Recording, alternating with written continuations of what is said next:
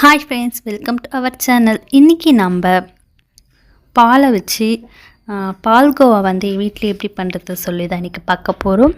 ரொம்பவே டேஸ்ட்டாக இருக்கும், ரொம்பவும் ஈஸியும் கூட. வாங்க அது எப்படி செய்யுதுன்னு சொல்லி பார்க்கலாம். நான் இன்றைக்கி கொஞ்சம் ஒரு 500 பால் தான் எடுத்துருக்கேன். அதில் கொஞ்சமாக பண்ண போகிறேன். உங்களுக்கு எவ்வளோ தேவையோ நீங்கள் அதுக்கேற்ற மாதிரி பால் நீங்கள் ஆட் பண்ணிக்கலாம். இன்றைக்கி பால் நல்லா காய்ச்சி எடுத்துக்கலாம். நீங்கள் ஒரு அகலமான ஒரு பாத்திரத்தில் எடுத்துக்கோங்க. பால் நல்லா பொங்கி வந்த பிறகு நம்ம மீடியம் ஃப்ளேமில் வைக்கணும். நல்லா கொதித்த பிறகு நம்ம மீடியம் ஃப்ளேமில் வச்சு நம்ம ஒரு கரண்டி வச்சு நம்ம அதை கிண்டிக்கிட்டே இருக்கணும். அப்போ தான் அது கன்சிஸ்டன்சி நல்லா திக்காக மாற வரைக்கும் நம்ம வெயிட் பண்ணணும். இப்போ பால் நல்லாவே பொங்கி வந்துடுச்சு. நான் இப்போ சிம்மில் வச்சுருக்கேன். சிம்மில் வச்சு நம்ம நல்லா இந்த மாதிரி கரண்டி வச்சு கிண்டி விடணும். அதாவது ஒரு திக் கண்டென்சி வர வரைக்கும் நம்ம மீடியம் ஃப்ளேமில் வச்சுக்கலாம். கொஞ்சம் திக்கான கன்சிஸ்டன்சி வந்த பிறகு நம்ம ஃபுல்லாக நம்ம சிம்மில் வச்சுக்கணும். இப்போ நல்லாவே பால் சுண்டி வந்துடுச்சு. இனிமேல் கைவிடாமல் ஒரு 15 மினிட்ஸ்க்கு நம்ம கலந்துக்கிட்டே இருக்கணும். இடையில இல்லைன்னா பொங்கி வர ஆரம்பிச்சிடும். பொங்கிடுச்சுன்னா வேஸ்ட்டாக போயிடும். நமக்கு அளவு கம்மியாக கிடைக்க ஆரம்பிச்சிடும். இப்போ பாருங்கள், நல்லாவே திக்காக ஆகிடுச்சு. நல்லா ஒரு க்ரீமி கன்சிஸ்டன்சியில் இருக்குது.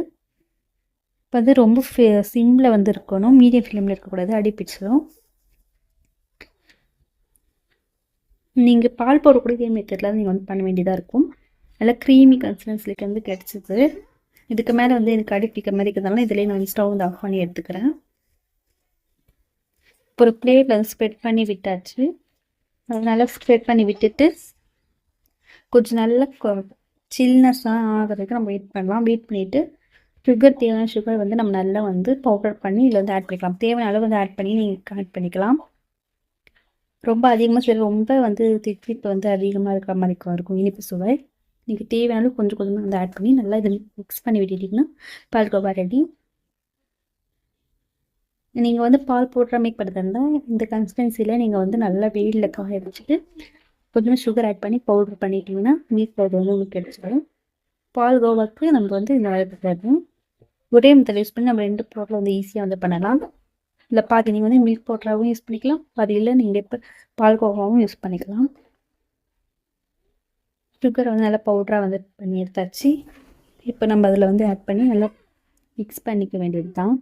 நீங்கள் பால் பவுட்ரு பண்ணும்போது பார்த்திங்கன்னா பால் திக்கான கன்சிஸ்டன்சி கிடைச்ச உடனே அதை நீங்கள் வெயிலில் காய வச்சு அதுக்கப்புறம் பவுட்ராக கூட சுகர் ஆட் பண்ணணும். பால் கோவாவாக உங்களுக்கு வேணும்னா அப்போவே நீங்கள் சுகர் ஆட் பண்ணி சாப்பிடலாம். அவ்வளோ டேஸ்ட்டாக இருக்கும். கண்டிப்பாக உங்கள் வீட்டில் பால் குடிக்காத குழந்தைங்க இருக்காங்க அப்படின்னும் போது அவங்களுக்கு இந்த மாதிரி ரெசிபி நீங்கள் ட்ரை பண்ணி போடலாம். சுகர் ரொம்ப கம்மி பண்ணி கொடுக்கலாம். இதில் ஆட் பண்ண தேவையில்லை. லைட்டாக ஒரு ஸ்வீட்னஸ் நமக்கு இருக்குது. அந்த பால்லையே நம்ம திக்காக க்ரீமே கிடைக்கிறது அதுலேயே. இருந்தாலும் நீங்கள் கொஞ்சம் லைட்டாக யூஸ் பண்ணிக்கோங்க. இந்த வீடியோ பிடிச்சா மறக்காம கமெண்ட் பண்ணுங்கள். அடுத்த வீடியோ சந்திப்போம்.